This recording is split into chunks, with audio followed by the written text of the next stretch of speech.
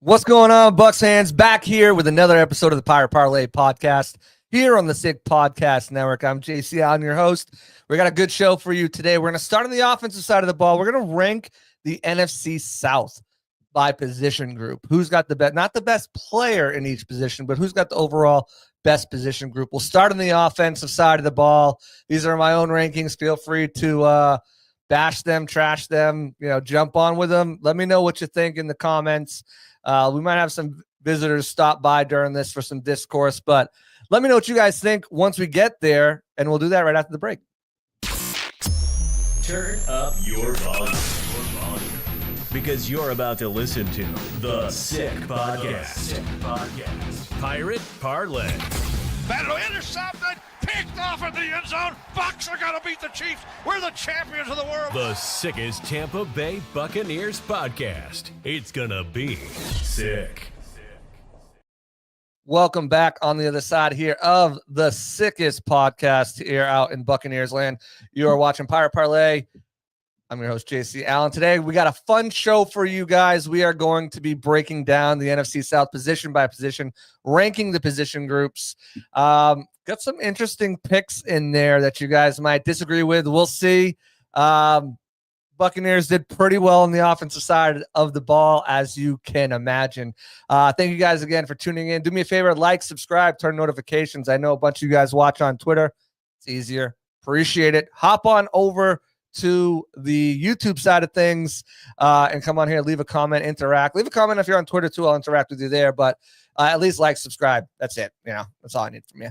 And you can go back to watch it on Twitter or watch on YouTube, whatever you want to do. And anyone who's listening in podcast form, appreciate you guys as well. As always, Christopher Cole, what's going on? Thank you for being here. Big support of the show. Appreciate you. But we're going to jump right into it. We're going to break down the NFC South position ranking right now. Again, these are my opinions. Again, you can trash them, you can bash them. Let me know what your thoughts are. Agree with me? Maybe you agree with me. Buccaneers again did pretty well in this. So let's bring up the NFC South ranking here. I got the Buccaneers at number 1 in the division. I think they are the team to beat. Obviously, interesting here. I think the Panthers are going to take a big jump forward this year. I have them right now in my number 2 spot. I think they've got a very favorable schedule as well. The Falcons, I have them in that 3 spot. Michael Penix is a big question mark. Teams are going to have film on him. And I don't know really if they improved their team as much as I would have liked them to. They're getting some guys back from injury last year.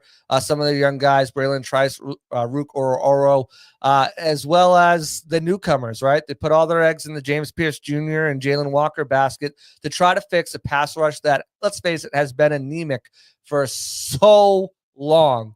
But relying on rookies is a big thing, especially in the South where you've got a lot of veterans with the Buccaneers, a lot of guys who have kind of played some weathered football, went through some crap, whether it's in the midseason, in the playoffs. A lot of young guys, a lot of fast guys, a lot of talent. So it's going to be a question. Michael Penix is the ultimate question.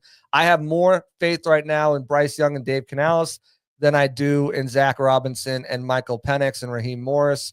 And that defense, they do have some playmakers, but not enough. And the Saints just light them on fire. Just bite the bullet, eat the cap. You just need to get out of your nightmare. They're not going to do it anytime soon, I don't think. What's going on, Nathan? Appreciate you. He's from Bradenton, Kentucky, down there in Bradenton. Appreciate you guys again for tuning in. We're going to jump right into it, though. Why do I have the Bucs as a team to beat? Why do I have the Panthers as a team to beat? Let's start on the offensive side of the ball. Let's start with the quarterback position. Again, we're not just looking at the starter. We're looking at the entire room, the depth, future, taking into concern injury history, all that stuff. And again, Buccaneers right at the top here. I think Baker Mayfield is the best quarterback in the division by far.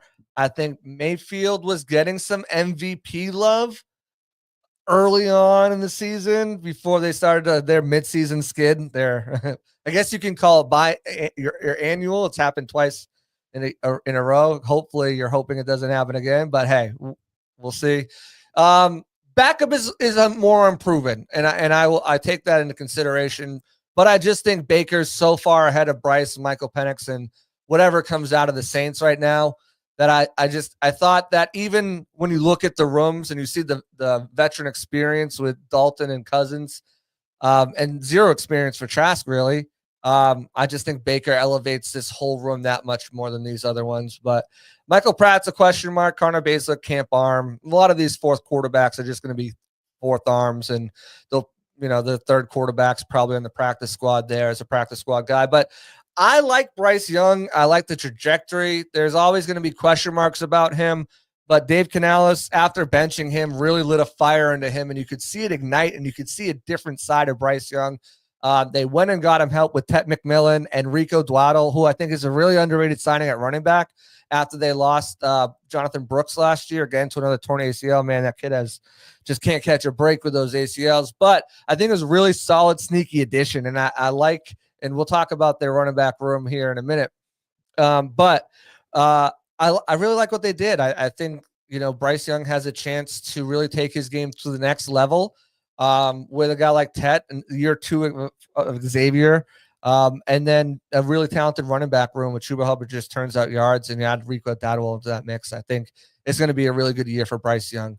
Michael Penix Jr. is a wild card. Again, teams have tape on him now. How does it react to that? How do they game plan? How do they try to bounce back from what happened last season with the whole Kirk Cousins debacle? Is Kirk much better than Andy Dalton at this point of his career? I don't know. You tell me. Who would you rather have right now, Andy Dalton or Kirk Cousins? If you could pick one of these backup quarterbacks, Andy Dalton and Kirk Cousins, to put on the Buccaneers, who would you want? Let's face that question. I think it would be Andy Dalton, maybe. I don't know. Kirk Cousins, he's just you have to have a tremendous offensive line, and the Falcons probably have a good offensive line. But Kirk just can't move. He just can't move like he used to. So there's a lot of question marks around Penix. Kirk can't move like he used to, although he could end up getting traded and start somewhere. Cleveland, Indianapolis, who knows, somewhere. And then the Saints is just, I don't know what that is. I see names. I don't love any of them. This dude's Tyler Shaw's 26, Spencer Rattler, Jake Hayner, Hunter Deckers. Like, I don't love what's here. They don't love what's here.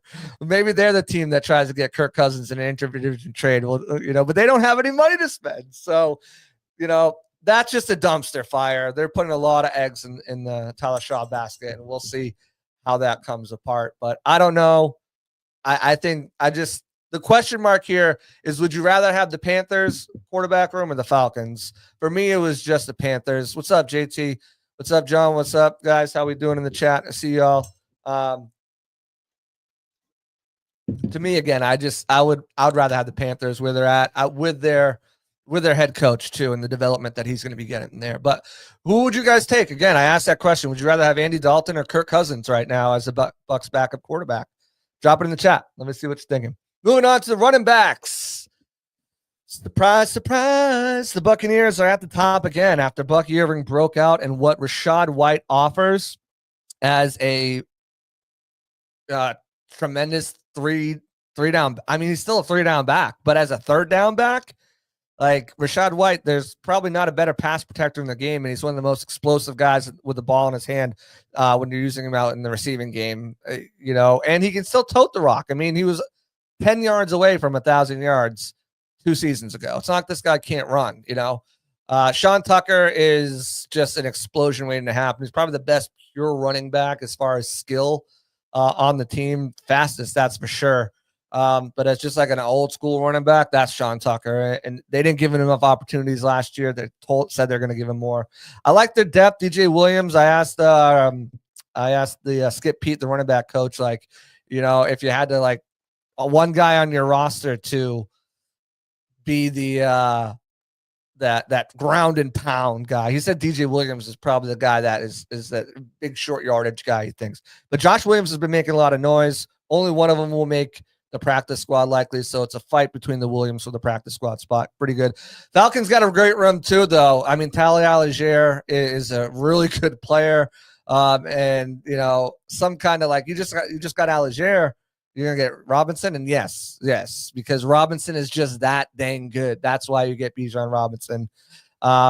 It's a really good room. Like they have, again, and starters do play a big factor into this, because I also really like the Panthers running back room. I like what they did this year in the draft, adding to it as well. But when we're talking push comes to shove, I just think Bijan Robinson is probably the best running back in the division. I think Rachaad White and Sean Tucker is a better 1, 2, 3 than Robinson, Algier, Washington. That's why I gave the Bucs a nod. Although I think Bijan is probably the best running back in this whole division.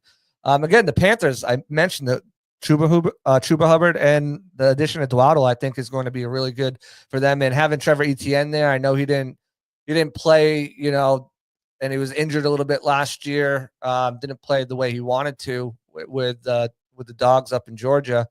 And Rasheem Blackshear has got some good runs. So I really like the Panthers. If they're 4 deep, I wouldn't be surprised if they kept all 4 on the active roster. The Bucs will probably just keep 3, but I mean, they've got 4 guys, and Jonathan Brooks, maybe coming back towards the end of the season. Probably not, but potentially there's that potential. It's a really deep room. The Saints, again, Alvin Kamara. If I was going just on starter, Alvin Kamara is the 3rd best starter, I would say, in this league. I mean, he's still a very good player. I still think he's probably a top 15 running back in the league. Certainly, I would rather have him over Hubbard and Dwaddle, but I'm not taking him over Bijan or Bucky at this point in his career. And then you look at the rest of it is just uninspiring. Cam Akers isn't the same Cam Akers he once was. You got Kendre Miller, Devin Neal. It's just not an inspiring depth. If Alvin Kamara goes down, you're probably leaning on Cam Akers. And Kendre Miller's faced injury issues as well. So Devin Neal, I think, is their rookie they took this year, and we'll see what, again, we'll see what that comes about. But, when you look at again, and these are my opinions, you can either agree with them or disagree with them, or let me know how you feel either way. I just think the Saints is the one where if the guy goes down, I don't like number 2. That's what I'm saying. Like the Panthers, if Hubbard goes down, I'll ride with Dottle. I think he'll be a great handcuff this year. I think Algier is always a good handcuff to Robinson. And I'd like to have White or Tucker, quite frankly. And again, I'm closest to this team, because I cover it. So maybe if I saw Carlos Washington every day, or, Elijah Dotson, I'd be singing a different tune. I'd be like, oh yeah, but Sean Tucker literally won NFC Player of the Week. Like we've seen it. We've seen what he can be. So I'd rather have number 2 or number 3 from the Bucs over a lot of these guys, especially number 3. I'm taking him over the Saints too, whoever that may be. So yeah, I mean, Bucs still, again, they're going to have one of the best offenses in the league. So when you look at their room positional wise as a breakdown, not just a starter, they're going to have the best rankings on this list because it's just, they're just really good. Appreciate that. Buccaneers podcast. I was on their podcast earlier today. Check them out. They had Greg Allman. They had myself. They had friend of the show, Michael Plus, a Real Bucs Talk, and also Matty Matera too, who'll be on here soon as well. We were just talking about that at minicamp. That you haven't come on the podcast yet. Let's get you on here. So we'll get Matty Matera on too. But yeah, the way it shakes out: Buccaneers 1, Falcons 2, Panthers 3, Saints 4. At me if you disagree. Let me know in the comments. All right, let's move on to the wide receiver room, and again, talk about the rich get richer. Look at this top 4 right here for the Buccaneers: Evans, Godwin, Abuka, McMillan. Yes, I have Abuka at wide receiver 3. Because if Godwin is out, I think he will take his place as wide receiver 2. Either way, if Godwin is in, Abuka is going to see the field of plenty and probably have more snaps than McMillan. Even if he just edges him out, I think Abuka is just he's a wide receiver 2 in a lot of teams right now. That's what I'm telling you. Automatically, he's so good, and there's a reason why everyone was praising him all minicamp. When you have Mike Evans saying you catch like Chris Godwin, like that's some high praise. But the rest of it's so strong too, like Sterling Shepard, Trey Palmer, Raheem Jarrett, Tessa Johnson, Ryan Miller, 2 touchdown last year, Ryan Miller. Chiefs game to bring it to overtime, Ryan Miller, that guy, Cam Johnson, who is really shifty, and they're excited about him. Dennis Houston is more of a camp guy. They had him on the practice squad last year. Garrett Green, converted quarterback, turning into a wide receiver. He's shown some juice there as well. Put up great numbers in college, or I think over 2,000 all-purpose yards over his last 2 years of college. They're so deep. I mean, if this is 1, 2, 3, 4, 5, 6, this is your starting 6 right here. And it might not be. Tez Johnson has a really good shot at being Trey Palmer out for that job. Todd Bowles said it the other day. He said, hey, I think, there's a scenario here where Tez Johnson can play a pivotal part of our team, be a pivotal role on our team. That's high praise for a rookie, especially for a 7th-round pick, who, again, I had him as a 4th-round best fit for the Bucs. I had no idea how they got him in the 7th round, but still, I think he does probably beat out Trey Palmer. Then what? Do you trade Trey Palmer? Can you do that? Rakim Jarrett, who are these guys you bring back on the practice squad? You'll probably carry at least 2, if not 3 wide receivers. Will Trey Palmer come back? No, probably someone will claim him on waivers. You'd have to trade him to get anything, but maybe you bring Jarrett back, Miller back, Johnson back, or maybe Jarrett goes somewhere else and you bring back Miller, Johnson, and Green or something like that.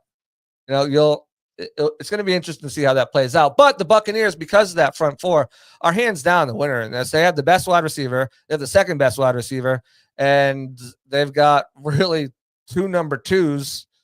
Jalen McMillan, I think, could be in number 2. I think that's what they kind of got him for, to be the number 2 when Evans retired. Now they got Ibuka to be when Godwin retires, although McMillan doesn't have the size Evans does, but he can be an outside wide receiver for you. Maybe you find another outside wide receiver, but just planning for the future.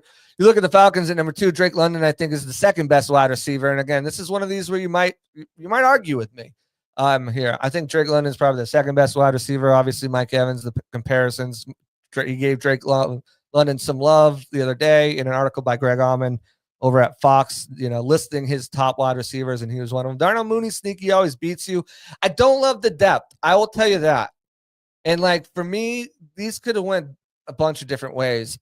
And I just went with the best wide receiver, really. I think the best 1-2 punch. And I think right now, London and Mooney is the best 1-2 punch in this. But, I mean, it's not a lovely list here. Ray McLeod, Kadarius Hodge, Casey Washington. These aren't names that grab you and say, all right, they've got solid depth with guys who can be explosive. And I know McLeod and Hodge made, obviously a big play against the Bucs, and McLeod has made some big plays, but is he truly a wide receiver 3? I don't know. I don't know if Kadarius Hodge is a true wide receiver 3. And it's not like they're going to run a lot of 2 tight end sets. They're not as super deep at tight end. We'll get into that in a minute. But then the Panthers and the Saints, you can argue here too. Chris Olave is established. Xavier Leggett isn't. Neither is Tet. But I think I would rather have Tet Leggett, especially I'd rather have Tet Leggett, Thielen Cocker, Renfro, David Moore, this 6 than this 6 in this column, or even switch up these guys and whoever you want. I like this depth here more than I like the depth over there with the Saints. McMillan, Leggett, Thielen, Coker, Renfro, Moore. I like that. Jimmy Horn Jr. to develop. A couple of these guys, Kobe Hudson. You got your pick of a few guys to stash on the squad and develop over there. With the Saints, I like Chris Olave. He's just, he's been banged up. Those concussions. Who's throwing him the ball? Can he be, they're going to be down a lot, so they're going to have to throw a lot to try to get back in it. So that can mean volume, but those end up just being garbage time numbers, and that's not his control, but, not being able to stay on the field is also. Brandon Cooks has lost a step. He's seen his better days. Still a viable wide receiver too, but a very low-end wide receiver too. Rashid Shaheed coming off an injury. He's a field stretcher. Can he be more than that? Bub Means, Kevin Austin, Donovan Peoples-Jones, Dante Pettis, Cedric Wilson Jr. These are just recycled names, Moochie Dixon, I like that guy's name. I've got to look into him a little bit more, but again, you could say Chris Olave has shown more than Leggett and McMillan has, but he's also been banged up. And I don't I'd rather have that 6 right there on the left of the Panthers than the 6 of the Saints. However, whatever way you want to rearrange those names. It's a tough one because I almost like the Panthers. I do like the Panthers more than I like the Falcons. I just think Drake London's probably the 3rd best wide receiver in this division right now. And I like Darnell Mooney. I think he's probably in the top 5, 6 at least in the division. So, I mean, that's kind of where I base it. I don't love the depth. McLeod and Hodge can show you things, but I don't love it. The tight end, again, drum roll, please, because we're talking about the NFC South wide receiver ranking. Now we're moving on to the tight end here on the Pirate Parlay podcast. Do me a favor, like, subscribe, turn on notifications if you're watching over on YouTube. If you're on Twitter, appreciate you. Shoot out some comments, ask me some questions. Disagree with me. Someone disagree with me on here. You're probably not going to disagree with one, but maybe 2, 3, or 4. But yeah, appreciate everyone for tuning in right now. Podcast form. I do appreciate you as well. Let's jump into the tight end rankings here. We just had them up. You got the Buccaneers at number 1, K-Dot, Falcons here at number 2, Saints at 3, Panthers at 4. Another one of these where the more I think about it, the more I want to flip things around here. Bucs are still number 1. I think K-Dot's the best tight end in the division. I don't think he's the best. I think Kyle Pitts has the opportunity to be the best tight end in the division. I just don't think he's ever been used right, and I think there's some bad habits there with him that I don't know. I don't know if he's been coached right. And again, I'm just like, I haven't heard anything. I just don't know. He should be much better player than he's been, in my opinion. And I think he's probably got the most talent as far as athletic ability and the things he can do as a weapon. But K-Don's been the most consistent. He's been the most consistent. Probably should have made the Pro Bowl last year if you looked at his numbers. Got banged up a little bit, but he had a 3-game strand where he tied, I think it was Travis Kelce for the most yards or passed him or came second, whatever, in the most yards in a 3-game span. So, he's Mr. Reliable. I like Payne Durham. He showed that he can be a viable substitute when Otten was out. Devin Culp's got some untapped potential to really be a difference maker for this Bucs team. Like, if you want a tight end size out there, but to get a mismatch, and they can do a lot of things. If Devin Culp, and he's looked really good. He's made some plays. If he can be that guy, stretch the seam, and just be a mismatch on linebackers and tight ends, the Bucs offense can even take a further step. And they could have, even if they didn't add Ibuka, I think if his development comes to where it is, and he could beat out Payne Durham for the tight end too, as far as snaps go. But again, the different situation, whatever. But I think he's got a chance to be really good. Keith, again, steady Eddie is a blocker, special teams guy. Tanner Tallo's been on the practice squad. This is his 3rd year now. He's going to be a practice squad guy unless one of these guys go down and he ever gets some game time. Not going to happen. Kyle Pitts, again, I think he's got the most talent. I don't know. The more I think about it, the more I think I'd swap the Falcons and Saints here.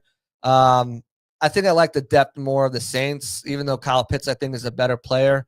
But I think I like Juwan Johnson, Taysom Hill, Foster Moreau kind of trio there more than I like the Charlie Warner, Felipe Franks. I know Warner's a good blocker. And Pitts obviously has that upside that he has never reached. But yeah, I think that's the way I'd go there. And the Panthers, they've got Jatavion Sanders as a question mark because I think he can be a really good player. Really liked him coming out of college last year, but let's see if he can turn it on. Tommy Tremble's just a buck beater. That's all he is. Mitchell Evans, he is interesting coming out of the draft this year. And Dominic Daphne, the Bucs had him on their roster a couple of years ago. Not a player. I don't know if he'll make the active roster for them. But Buccaneers, again, rule the day, and they're going to rule the day on our next position grouping here, too. Again, we're breaking down the offensive side of the ball. Next podcast, we'll break down the defensive side of the ball.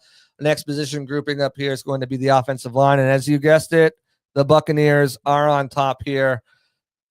Trishan Wirfs, Luke Gedeke, Cody Mock, Ben Bredesen, Graham Barton, they're returning everybody for the first time in years. They're returning a very similar scheme. They're not changing anything really about the scheme up front for them, which is something they haven't had in years.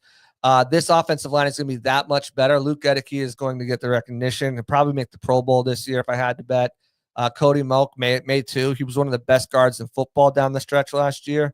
And Graham Barton, I expect a massive improvement for him. The center, there's not a lot of great centers in the league, and I think he can cement himself as one of the very good to great centers this year with an improved season. I surprisingly like their depth. Some people don't because there's not a lot of names. Charlie Heck, I'd rather have Justin School, but I like Charlie Heck as far as depth. This isn't in like depth chart order, but Elijah Klein, they're very comfortable with him at guard and center. Jake Majors, I think he makes the active roster as an undrafted free agent.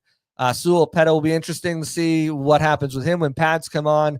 And Ben Chukwuma, they guaranteed him like $300,000. He's got a good shot at making the roster too. So Ben Scott's impressed too, can play center. Lorenz Metz is that, exception player that they'll keep around from Germany, especially since they have the rights to the Germany for promoting out there and everything like that. And he won't cost you a roster spot on the practice squad. And then like the older guys, Zanzi, Haggard, O'Neal, like these new guys will probably just, get younger, with it. And those guys will probably find a new home. They might keep one of them, but I think if they don't keep Majors and Chukwuma or Scott on the active roster, they're going to try to get him on the practice squad for sure. Maybe it's a situation where Sua sticks around in the practice squad. I don't know if you want it, but we'll see what happens there. All right, getting into the Falcons, I think they have the second best. They've got some good players there. Jake Matthews, Matthew Bergeron, Urs Lindstrom's one of the best guards in the league. Ryan Newsill, they should have probably upgraded that because Vita Vea makes him his friend for the game, and it's not pretty for him. So that's going to be fun, especially because the Bucs are going to be PO'd this time going up, especially week 1 against them. So, but I think they have a good starting 5. I don't know too much about the depth to really there's not a lot of, names that you recognize there. Storm Norton, I kind of recognize his name, but as far as the starting 5, I think the Falcons probably the second best. I like the Panthers behind them, Ike Ekwonu, Taylor Moton. They paid Lewis and Hunt a lot last year. They're really looking forward to them taking the next level this year, being together. Austin Corbett as a center. They got some good depth with Christensen, Zavala, Josh Ninjaman. There's some guys that have played some NFL snaps before, Cade Mays. But there's still some growing to do with Icky, and they weren't really symbiotic a lot of the times last year. Damian Lewis let up a lot of pressure, so they need to clean that up. But I do like their line. I think they'll be better this year. I think Bryce Young playing behind them again is going to help to kind of feel out his line. The Saints have spent a lot of draft capital here. Talise Fuaga last year, Kelvin Banks, Trevor Penning's a former first-round pick. Cesar Ruiz is a former first-round pick. Eric McCoy. They just didn't play good together. So you're hoping they can take that jump this year if you're the Saints. But until they do it, you see what you got last year. See if Kelvin Banks Jr. can be the difference maker. They did pick up Dylan Radins as a veteran backup offensive lineman who's played around a little bit. They'll see if he sticks around. They got Nick Saldiveri too, who they like as well. We'll see what it looks like. Landon Young was a guy like coming in the draft, but until you see it on paper, until you see it successfully on paper, the line was just bad last year. You expect it to be bad this year, especially if there's a rookie quarterback too, not used to pressure, feeling out. Doesn't know it's gonna any of those quarterbacks. I mean, Spencer Rattler's only coming a year too. He got some snaps last year, but he's not like a veteran who can buy an extra half or a quarter of a second in the pocket, by scrambling or whatnot, and have that awareness like a veteran would. So yeah, they should trade for Jameis Winston. What they should do. But no, Buccaneers, yeah, number one across the board. Buccaneers have the best offense in the division. I think the Panthers have a chance to have the second best offense in the position, be the second best team. Falcons, we'll see what they have in Michael Penix, how consistent they can be on defense, and those additions of the draft picks last year's and this year's the edge position can really kind of set that defense up and take them over the hump on the defensive side with an edge rush, pass rush they haven't had in years. And the Saints are just a dumpster fire. It's going to be fun to laugh at Cam Jordan again this year. So for all the torment he causes. But that's going to do it for me, guys. We broke down the offensive side. We'll break down the defensive side in the next podcast. You guys can follow me there at JC Allen NFL. All of my work over at Bucs Game Day. right here on the Pirate Parlay podcast. We're coming up to our 100th episode soon, so we're going to do something fun for that. Hopefully we'll get a bunch of guests in here, talk some Buccaneers football, and maybe reminisce on some moments from past guests on the podcast and whatnot. But appreciate everyone for tuning in. Like, subscribe, turn notifications. If you're watching on Twitter, X, whatever we're calling it, hop on over to Twitter. Just like, subscribe. You don't got to turn notifications if you don't want to, but it would be great if you did.